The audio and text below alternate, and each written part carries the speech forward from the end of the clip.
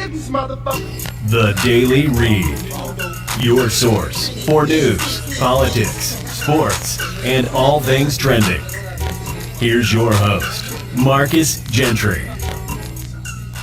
There are over 1 million people of African descent in Germany. But what is life like for black individuals in the capital city, Berlin? Something racist might happen, where then someone who's with me or someone who's observing it will stick up for me a lot more here than they would in the United States. When I moved to Berlin, I come out and I look and say, wow, Berlin is so big, where are the black people, man? I do get asked often, where am I from? I am never asked, as I was asked in the US, what am I? My generation is pretty much the first generation, so we are actually the...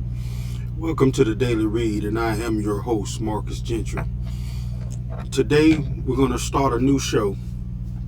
We still have the Daily Read, of course, but we're going to start Black Underneath. It's going to be my new docuseries where we talk about the black folks all around the world, because slaves just didn't come to America only. They took slaves and they spread them out all over the world. And a lot of these people survived like us. You know, we don't hear these stories because we're caught up in an American thing of fighting bigotry and inequality and things of that nature. But I like to see things like this, because I like to bring to you things that interest me. It might interest you. You never know. If this is a type of tea you like, drink it. If you don't like it, throw it out. I'm cool with it. But we finna get into it. This is Black Underneath, the story of the black Germans.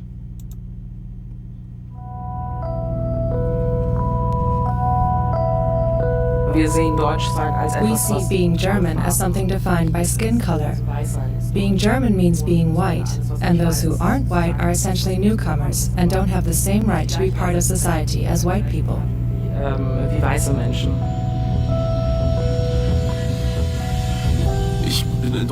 I was born in Germany. I'm a German native speaker.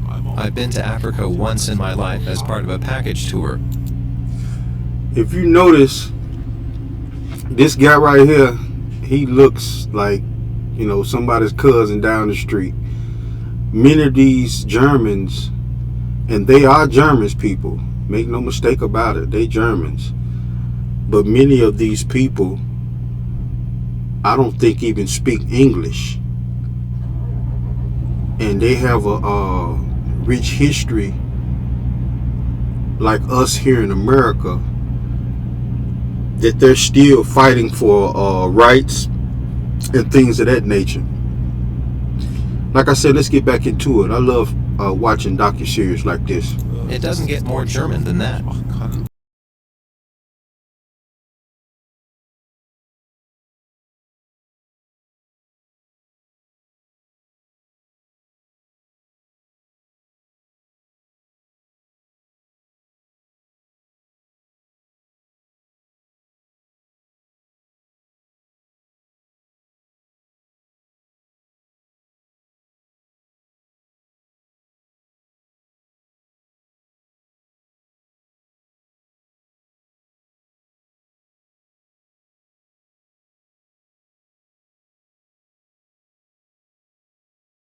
I'm gonna stop that right there. She looks like she from Mississippi. Seriously, look at her. She can barely speak English.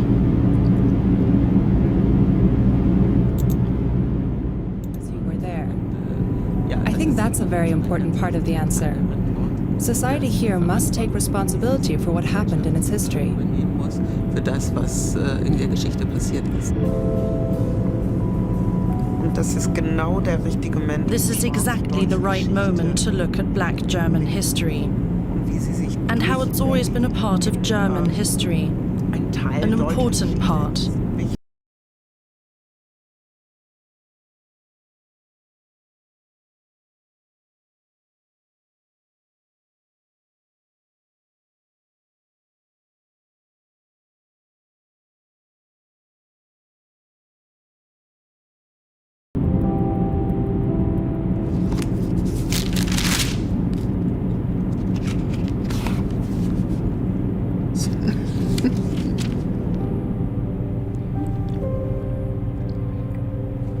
like some of our old baby pictures. Abena Adomako's family is in its 5th generation in Germany.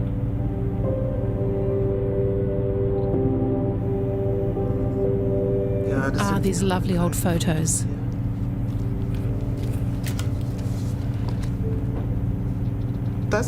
You see here a typical old German household with wood paneling and fabric wallpaper. You can't get a better snapshot of German life than that. In 1896, her great-grandfather Mandenga Dieck became the first African to acquire German citizenship in Hamburg. Amazing. I'm gonna stop that right there. 5 generations, people. That means her family has been living in Germany before Hitler came to power. Think about that. Her family has been in Germany since before Hitler became a dictator. That means they survived the concentration camps, the bombings, the liberation of the concentration camps. And you never hear about this stuff. You hear about the Jews and the things that they suffered, but you never hear about them. Let's continue on. That pride. He was known to be very loyal to the emperor and very German. My family has a long history on its back, as it were, which means having experienced or having survived a lot. And the survival part is especially important, as is the fact that even back then they fought for their humanity to be recognized.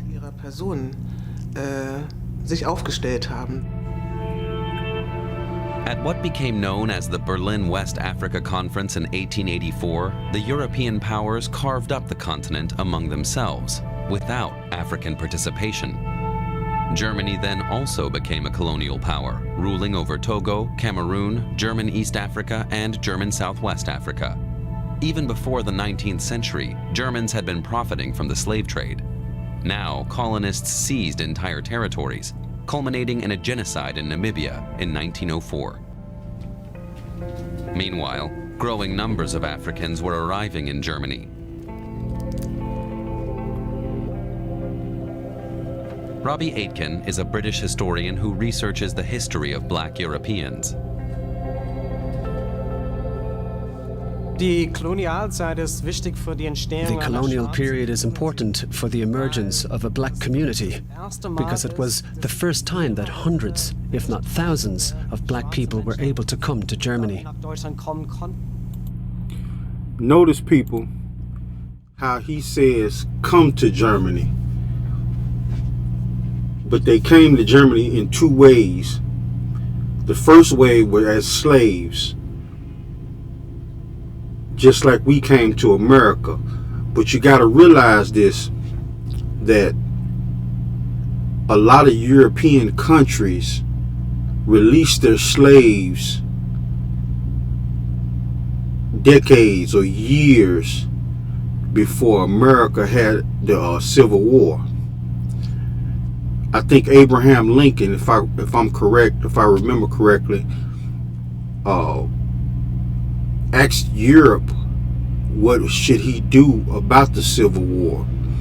I read an article somewhere, I think it was talking about how Abraham Lincoln got the idea to fight the South. Europeans told him to release the slaves,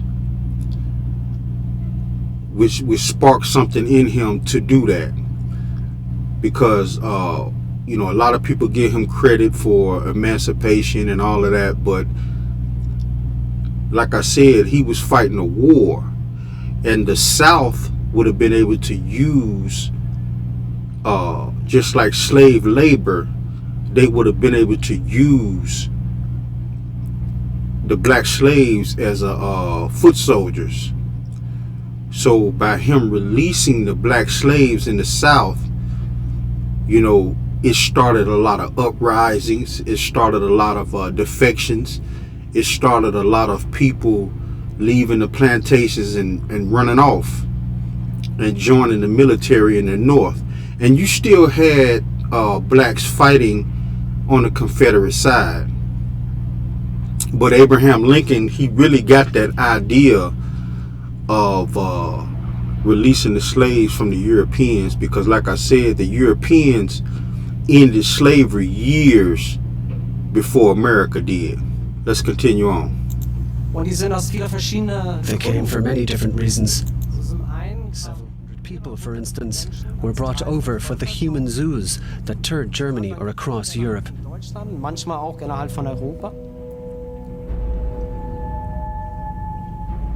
From their first appearance in the 1870s, these ethnological expositions proved extremely popular with the European public. At the Hanover Zoo in 1913, Ethiopians were hired as contract workers. They were put on display, often with their families. Visitors paid an entrance fee to see them. As colonists were committing genocide in Africa, back home in Germany, the middle class were being won over to the so-called colonial adventure. This exoticization, romanticization, this idea of, let's take the family to the zoo, like we know today. But instead of looking at animals, we get to see exotic people. Except these people weren't representing their own culture or communities. It was a staged spectacle and had nothing to do with who they actually were.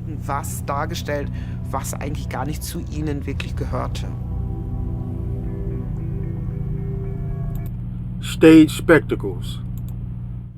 Let's talk about that.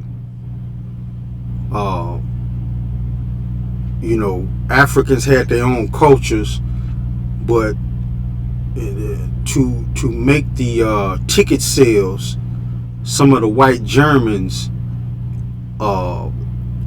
staged a lot of the African traits, painting on their faces, stuff that they probably never even did in Africa.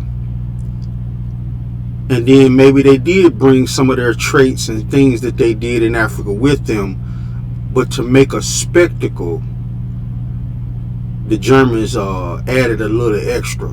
It's almost like when you in the movie theater and you see Jackie Chan doing some crazy, amazing stunts, but you know, it's staged. That don't mean he can't fight. That don't mean he don't know kung fu. But some of the stuff that he does in his movies is over exaggerated. Let's continue on. The first state-organized colonial exhibition in Germany took place in 1896 in Berlin. 106 men, women, and children were brought in from German colonies. Photographs show how people were racially degraded and forced to be exhibited. The colonial authorities wanted to portray Africans as less civilized, as primitive. They wanted to use this image to legitimize Germany's colonial project, their civilizing mission. The Germans bringing culture and civilization to Africans. This ought to be a treat for the Afrocentric people out there. When the man said that was Germans' way of bringing culture and civilization to the African people, but you know, like all your Afrocentric people, like Dr. Umar say, we already had culture and civilization there. Berlin was the capital of an overseas empire.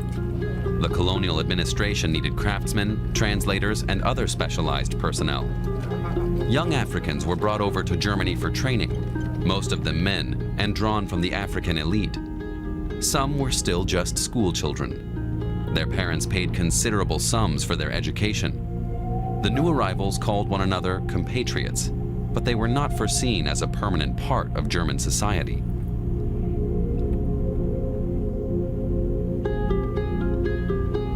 In 1891, Mandenga Dijk traveled to Hamburg from Douala, Cameroon. He came from a wealthy family and could already speak German. He then completed an apprenticeship as a shoemaker.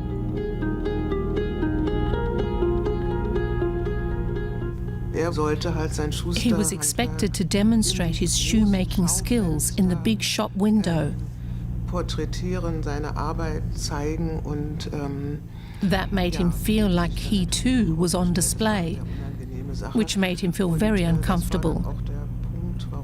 So in the end, he changed his profession and became a merchant. While traveling on business, Dijk met a woman called Emilia. Interracial marriages were banned in the colonies for reasons rooted in racist ideology. But in Gdansk, then Danzig in Prussia, the couple married and had 2 daughters, Erika and Doris. A highly respected Afro-German family, they ran a store selling tobacco and other colonial goods. The lives of black people in Germany were of little interest to most historians until Katharina Oguntoya's work appeared. She was the first to research the stories of Afro-Germans, including that of Mandenga Dijk.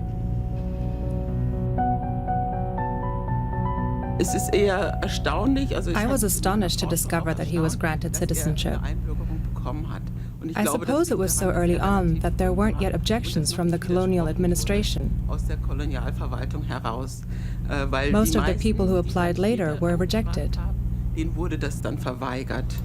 Now, what she mean by later, this is right around the time Adolf Hitler was coming into power.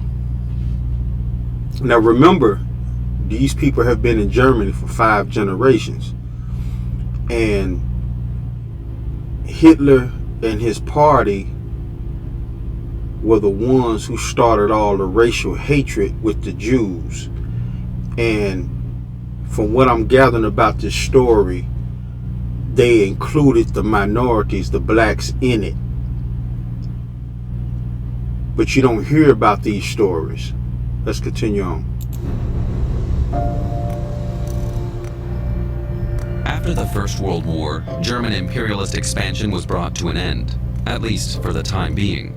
The Treaty of Versailles resulted in Germany ceding its colonies.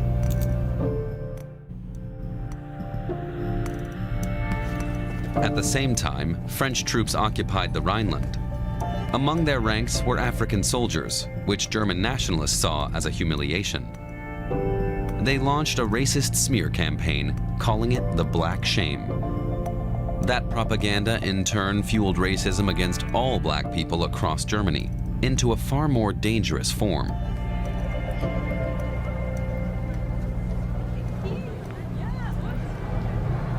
But from the very start, there was resistance. In 1919, Germany's first black train driver, Martin de Boba, and other people of African descent listed their demands in a historic petition. He was part of the anti-colonial resistance, which had always been there. There was never a time when black people didn't fight back or stand up for their rights.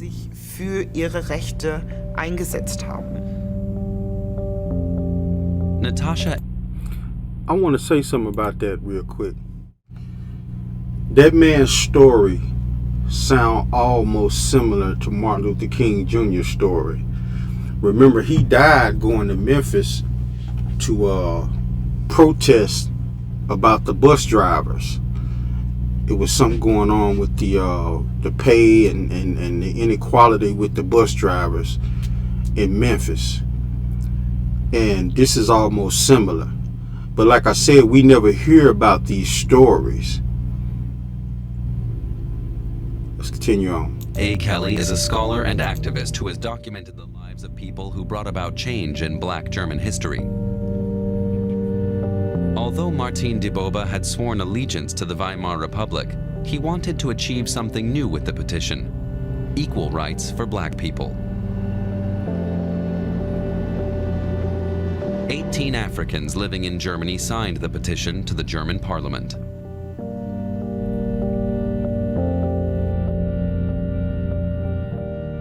They wanted young Africans to have the opportunity to attend university or college. They wanted, probably for personal reasons too, the recognition and legitimization of marriages between black men and white women. And they also wanted a permanent representative in the parliament, Martin de Bobe to be precise. The petition failed, but it marked the dawn of the first black movement in Germany. Mandenga Dijk was one of the men who signed his name. Today, those events are remembered on a commemorative pillar in downtown Berlin. That's my great-granddad.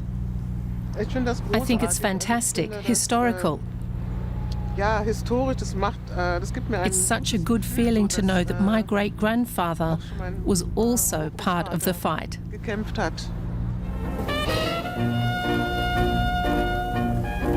As the Roaring Twenties hit Germany, black American dancer Josephine Baker became a celebrated figure on the stages of Berlin.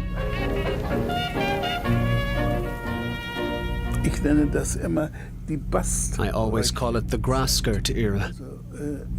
A black man had to walk around wearing a grass skirt, not a suit.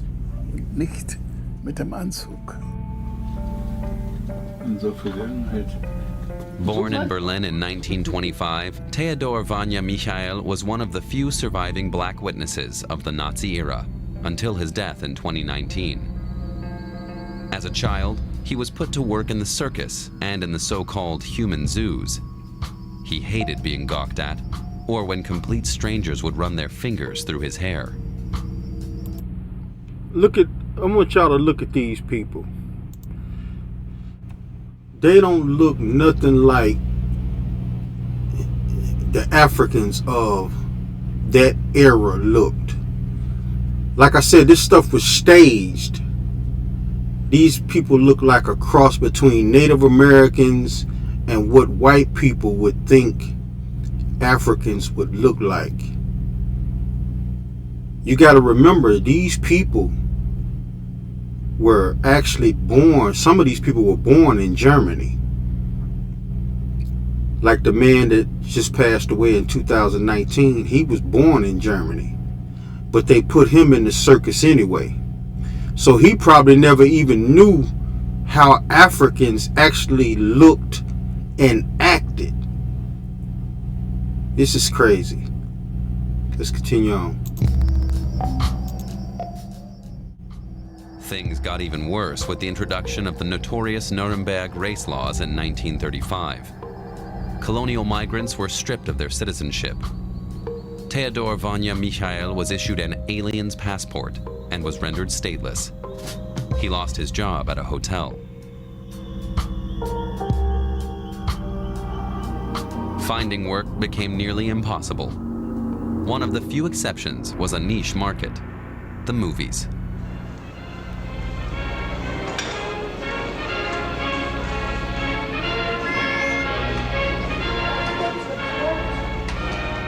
The most expensive film of the Nazi era, Munchausen, required many black extras to play servants in a Turkish palace. The roles conformed to degrading stereotypes. I gotta say something about this too. Hold on. I don't know how many of you were born in the 60s and 70s, but I can remember Munchausen. It was a German comedy because I was a big fan of the Three Stooges. And for some of y'all that was born in Chicago or Indiana back in the 70s and lived up there in the 70s and 80s, you probably could remember it was Monty Python, it was the Marx Brothers, it was the Three Stooges, and then they would play some type of comedy movie real late at night, you would have to stay up to like 1 or 2 o'clock in the morning to see this stuff. And Benny Hill, I forgot about Benny Hill. Benny Hill was funny. You know, I think that was the first time I ever saw boobs. Let's get it. That furthered the Nazis' racist ideology. The young Theodor Vanya Michael played the Sultan's fanning boy. Only later did he realize he'd been exploited. Unterdrückt in dem Sinne, als ich nie. Exploited in the sense that I never played a positive role. Durchaus positive.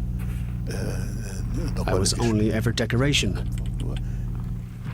They needed exotic people. Man brauchte die Exoten. They needed us, and today we know we were exploited. Dass man missbraucht wurde. The notion of white supremacy was celebrated in many Nazi colonial films. The regime had plans to reconquer former overseas colonies. Quacks in Africa was one of many films to degrade black people and use overtly racist dialogue. And I want to go back to that Munchausen show. It was played in America. Understand what I'm saying, people. It was exploitive, and he was exploited. But all the way in America, years after the movie was made, American television played it, because I can remember seeing Munchausen. But America treated it as a comedy because it had funny slapstick humor in places. And this goes to show you that real people, real lives, all the way across the sea, all the way across the ocean, was being exploited to make this movie. And you know, that just, it's just a little tidbit of history. It's how can you call it, when you realize something that can be devastating like that to someone else, that you actually had a laugh off of. Let's continue on. In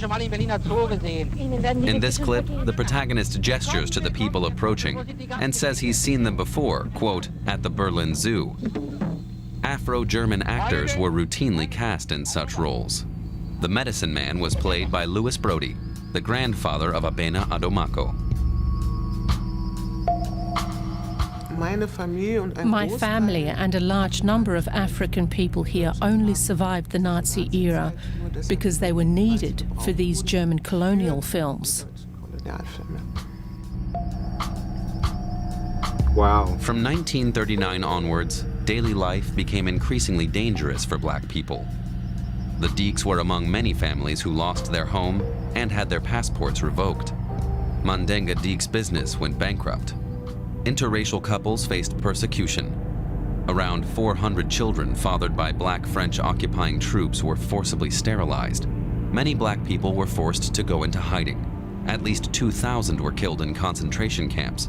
The Afro-German community was being eradicated by the Nazis. The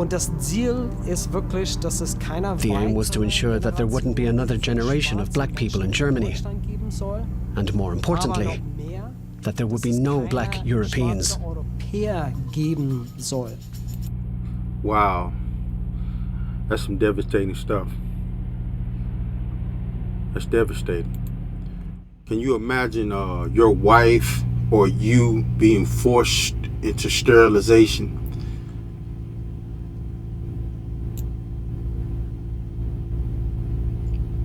That's deep.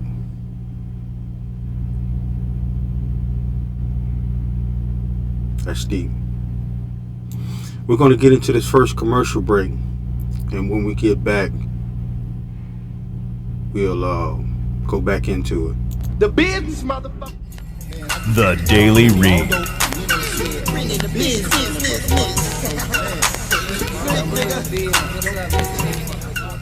Might have seen these stumbling stones around Berlin. Each one represents a victim of the Nazis who lived or worked at this address. But only a few remember black victims. When the Nazis came to power, thousands of black residents lived in Germany. Suddenly, they were barred from universities, lost their jobs, or had their citizenship revoked. Many were harassed and even killed. Last year, plaques were added in remembrance of 2 black victims who were killed just miles from their Berlin homes. There are believed to be many more Afro-German victims, but finding documentation remains difficult. Many hope to see more plaques dedicated to these often overlooked victims of the Nazis. Welcome back to the Daily Read, and I am your host, Marcus Gentry. Today is the first show of my docuseries, Black Underneath, and we're going to be talking about black African slaves who were transferred and moved to other places in the world, not just America. And of course, we already know about the Afro-Latinas, the Filipino blacks. We're gonna do a docuseries on all of it, because this is good, not just to know our history, but we minorities, we went through it all over the world, and in some places we still going through it. Let's get back into this.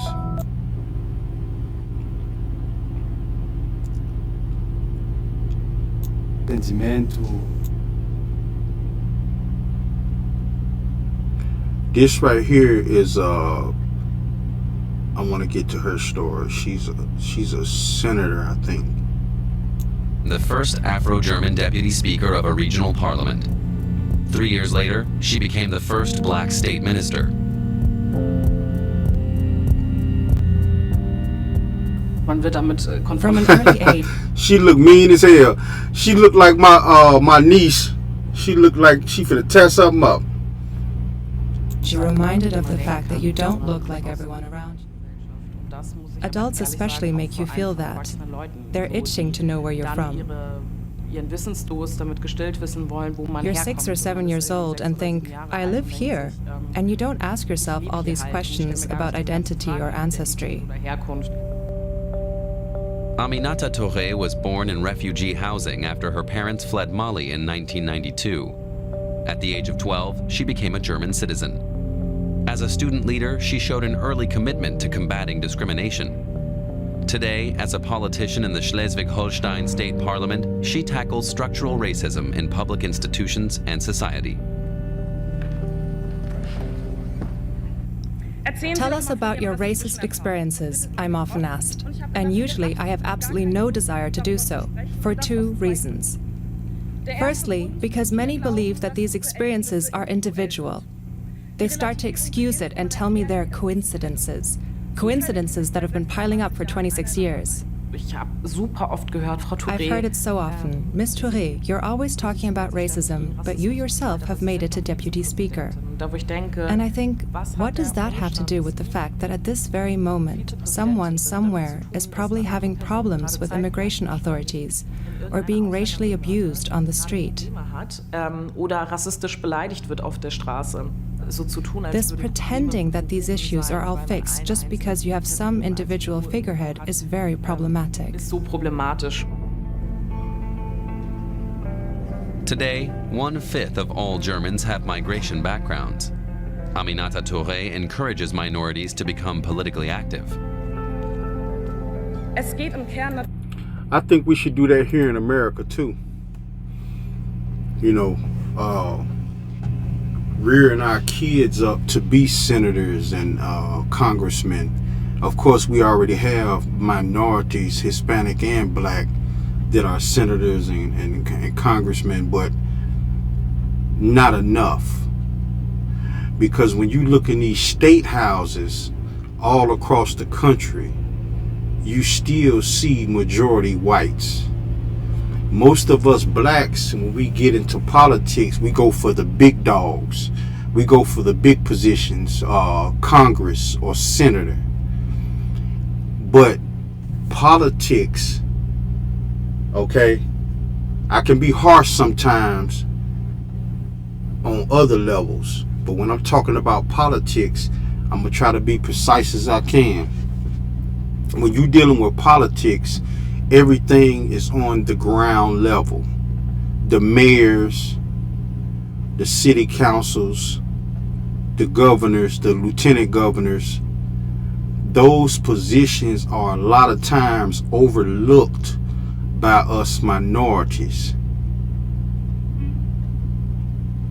And you have certain places like Illinois that does have a large population of black local governance. But then like the they call her the city girl mayor of one of the little towns outside of Chicago, she's corrupt. She's spending money hand over fist for 5 or 6 male security guards to walk around with her, you know, like she's the big boss. I mean, it's just I'm not going to talk about her right now. We're talking about the black Germans. But I just wanted to stop that and say that more of us need to push our kids instead of a football or a basketball, push them into politics. At the heart of the issue is the question of who's allowed to be part of society, and what does it actually mean to be German? In the words of Afro-German poet Mai Aim, who instead of asking questions simply states, "I will still be African, even if you want me to be German. And I will be German, even if my blackness does not suit you. I will go yet another step further, to the very edge, where my sisters and brothers stand, where our freedom begins. I will go yet another step further, and another, and will return when I want, how I want, borderless and brazen." You can tell she's a proud German. You can tell she's a proud German just by the tone in which she said that. She's a very proud German.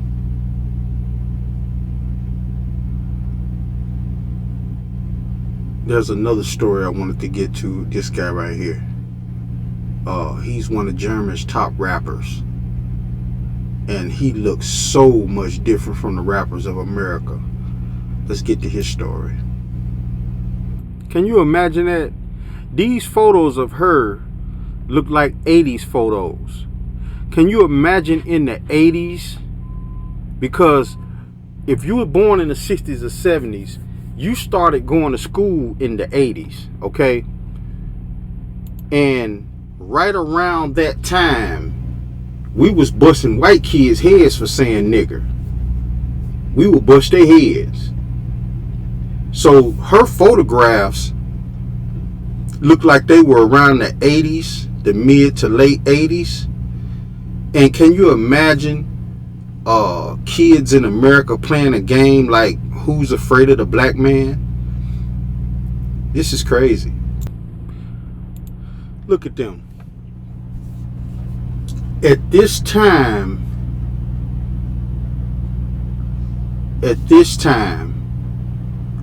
I think we was just really coming out of slavery, and Jim Crow was in full swing. This man is walking around with a white wife in Europe. My mother went over to Germany with her husband and she told us that, you know, they love black people over there now. But this is why. I talked about this on one of my shows about how if we were to cut the head off the snake, we might not have as much racism as we have today. And what I mean by cutting the head off the snake, we never did away with the Confederate leaders because Lincoln didn't want to cause an uproar in the South. We beat the South. We locked them up for a few months, a few years, and then we sent them home after they promised never to get back into politics or raise arms against the United States again. Most of those people should have been hung. If they would have been hung or locked away for life, and I know this sounds harsh, but if they would have been hung and locked away for life, they wouldn't have been able to preach the hatred to their kids and go on down the line. Like I said, it wouldn't have eliminated all the racism in America, but we might not have had the rise of somebody like Donald Trump. We might not have had the craziness that went on at the Capitol with the insurrection. Racism is always going to be in the world. That's just because people are going to always look at the opposite shade of your skin, whether you white looking at white, or black looking at white, or white looking at black, or black looking at brown, Latinos. You're always going to have some form of bigotry. But I don't think it would have been as great if we would have did away permanently with the leaders of the Confederacy. Let's continue on. Those people were put on display as what Africa was looking like. And all of them blacks in that photo, all of them blacks in this photo right here were Germans. They don't even look like what African it looked like they found a German robe, somebody's house robe. They went and got an old African shield somewhere. You know, all of these people in this photo are Germans, black Germans. That's crazy. That's crazy. This is some deep stuff.